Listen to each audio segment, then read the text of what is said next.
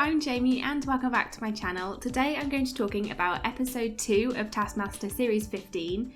I am going to try and do a video for each episode of the series because I really enjoyed doing this with ghosts. Now it will be a bit more difficult for me to get them out kind of on time because with ghosts they release the full series and then week by week, so I was able to kind of do it, like prepare the video for when the episode airs on TV.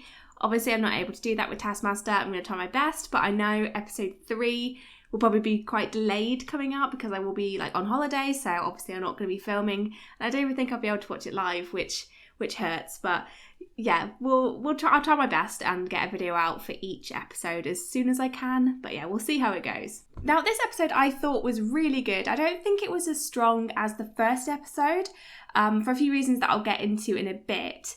But that's not to say it wasn't a fantastic episode. I thoroughly enjoyed it all the way through. I thought the prize task was actually a pretty good effort from everybody, which is not something that we normally get with the prize tasks. But I thought this was a really good one. So obviously it was something that will make you feel weird. So I thought this was a really great chance to get the comedians bringing out weird things, peculiar things, and talking about why it makes them feel weird. And I thought everybody did a really good job. I think Kiell definitely deserved to win with the glove on the foot. It was something very different. It wasn't just bringing in a single thing, but something that he had crafted almost. So I thought that was really good. And I wasn't a big fan of like the mirror, but I thought May's argument around that was really strong and very funny as well, especially with like Kiell with like the feet are weird, what a feet, May bringing in are we the meat, are we the viewer? So there's very like philosophical things in this episode with this prize task, so I really liked that. I thought the magnetic glasses that Ivo brought in were quite funny, and also Jenny's magic eye I thought was like a classic thing to bring in, and it's been brought in before as well, a magic eye, which I don't think it was the best task, but the flickering of the picture of Greg that Rod used to bring in all the time was hilarious. I don't know if that was Jenny's doing or whether it was the producers or something like that, or Alex putting it in, but I thought that was absolutely hilarious. Greg's reaction was amazing. So I thought that was fantastic. And I also really like Frankie's prize of weird paintings of medieval cats. This is the second painting prize that Frankie's brought in, so I'm just wondering, is he a big fan of paintings? Is this something we're gonna like see as we go on? Like, is he actually gonna be really good at any like art tasks that we get? I thought it was just a fantastic start to the episode, just laughs all the way through, which I love. And then we went into the first task, which I thought was really cool, in like including the Horne section. Obviously they've been in the show since the start, and I thought it was really great including them in this. I don't know whether that's maybe because they've kind of done the Horne section show. Maybe they're kind of wanting to include them a bit more in that. Maybe they're wanting to kind of like be more on like the face of the show a bit more. I don't know, but I really enjoyed all of them, all of their involvement in it. I thought it was really great seeing them and seeing them interact with the contestants. I loved that. And obviously this task was to create a 30-second solo with the musician that they had and their instrument. I do wonder how they kind of like divvied up who got which instrument, because I thought some people had a much more difficult time when we go to the second part of this task, which was to construct an instrument, because some of them were a lot more difficult than others. Like I would say the drums and the keyboard were kind of easy, and then the saxophone especially was very difficult, and yeah, the trumpet and the cello, I thought they were all really difficult, so I was very impressed with everybody's attempts here. And obviously I thought the scoring was going to be quite difficult, and I don't blame Greg for doing like loads of people with 5 points and then 2 people with 4 points, because I did think it was very difficult to decide who gets what points, because there were 3 components to this task. So there was the creating the solo, so the best solo, there was the best like reconstruction of the instrument, and then there was the best like miming. So I thought this was really difficult. It was a very funny task. I really enjoyed them making the instruments, but I think as a task I just don't think it was that strong, because like there were just so many different parts to it.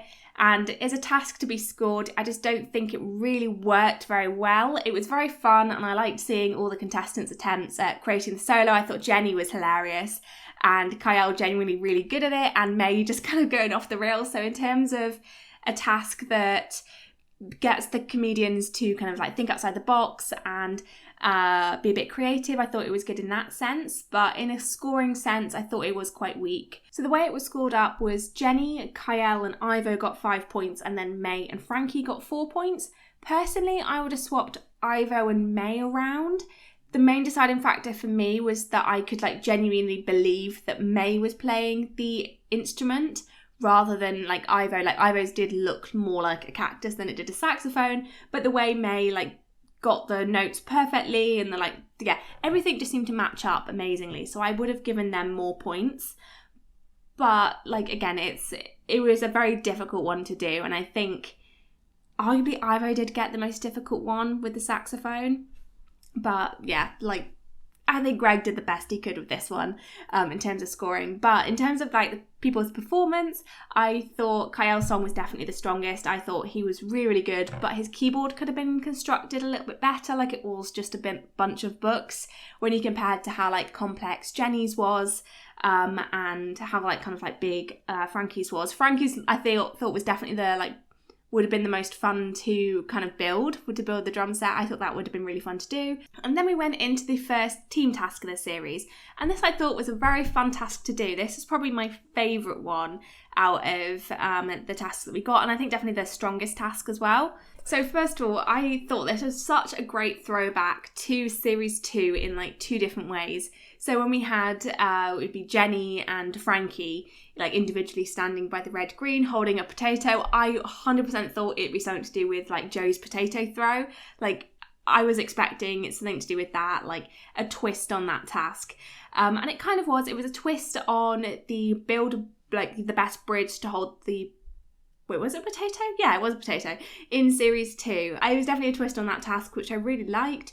And it makes me wonder whether they will continue to do twists on existing tasks that have already happened. So they've done this before on tasks that have appeared in international series, and the prize tasks have been repeated a bit with just slightly different ways. So it does make me wonder whether they will see more tasks that have appeared in series 1 or 2 that they're redoing and changing slightly for newer series. And of course, with this task, we had the meetings of the teams. So it was right what people had worked out from the intro, and also what Ivo said on his interview that they did.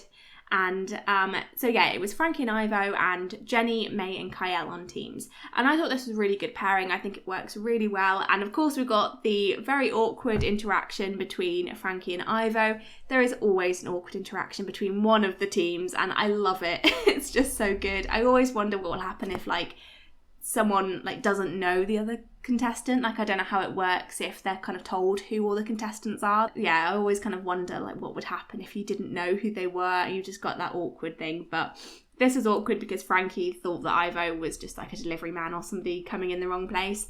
But yeah, it was just fantastic. I thought Frankie and Ivo were really, really good together. You've got Frankie being not that enthusiastic and just getting on with it, I guess. That's vibe I get from him so far. And Ivo, who is just so excited to be there. And yeah, I just love their energy. I think the contrast is really great. And then the team of 3, you just got all 3 of them that I think are just very happy to be there as well.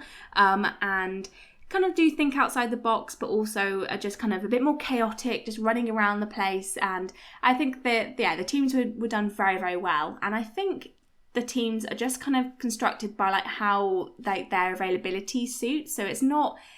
I don't think the producers have that much control over it, but yeah, I thought it worked really, really well in this series. And both of their attempts were pretty similar. They both worked out that they could be part of the bridge, it didn't have to be fully constructed. They could hold things up, which I thought worked really well. And yeah, I thought that made it a lot more achievable. It was a really difficult task, I thought, especially with the penalty being so tough, having to put everything back away if you'd slightly touched the red green, or if just anything touched the red green, and then having to go back to the drawing board, which I thought was really funny. Yeah, I thought it was a really, really tough penalty, and it is making me wonder whether it's a throwback to the penalty that Joe had when he did touch the red green when he was throwing the potato. I think that is intentional, but it might just be a coincidence, but I really enjoyed it. And I'm surprised that nobody else touched the red green. It was only the one time with the team of 3. And I was expecting there to be some dramatic reveal that somebody or something had touched the red-green on one of their attempts, but there wasn't. It would have been pretty bad if somebody did touch the red-green. We would have got another... I don't think we would have had quite the iconic moment that we did get with Potato Gate, but it still would have been... We still would have got an outburst, because we've already got an outburst later in the episode, which I'll talk about in a minute. But yeah, it would have just been such a fun thing to have on, or a catastrophic thing to have this early in the season. The last task that we got in this episode, excluding obviously the studio task, was do the most impressive thing with one breath. This to me, immediately I thought of do the most powerful thing with your finger or something, or your little finger that we had in series 8. That's the first thing that came to mind. So again, maybe they are like kind of twisting up the tasks a bit. But first of all, I loved Frankie just taking the task and not realising Alex was trying to do something with it. I thought that was really funny. And I loved everybody's reaction to him blowing the envelope down. It's just like, when there's a child and you have to act amazed when they do something. Yeah, they do something that they find really exciting and impressive, and you've got to oh wow, that was amazing. That's the impression that I got from everybody, which I thought was very, very funny. My first thought for this task was to do a domino effect thing, and it was good to see that played out with May's attempt and Kiell's attempt. One attempt being pretty decent. Yeah, it worked. I don't think it was the most impressive thing, but it was definitely better than Kiell's attempt. Even if it had worked, I still don't think it would have been that impressive. But at least he tried. I think that's the thing we're going to find with both Kiell and May, is that they are going to try their hardest at all the tasks. They're definitely... Well, May is definitely the strongest contestant. But as they said, with Kiell, his confidence is just so strong. And I think, yeah, they're both going to be very strong throughout the series. And then we got Greg, genuinely complimenting May. And I thought that was such a lovely moment. We very rarely get Greg genuinely complimenting them. Normally he's making fun of them. But I thought that moment was really nice. And to have that, so early on in the season as well. But yeah, I love that. Greg's not being as tough. It was genuinely really nice. I thought Frankie's idea was fun and different. Again, like I said, it wasn't that impressive, but it did catch me off guard a bit with how funny it was and just how different it was to everybody else's task. Jenny's one I liked. I liked what she was going for. The idea that if I didn't blow out this fire, something catastrophic could happen. So it's impressive that I've stopped this catastrophic thing from happening. But in reality, it just didn't play out that well. She just blew out a tiny bit of flame on a thread of a curtain. It just...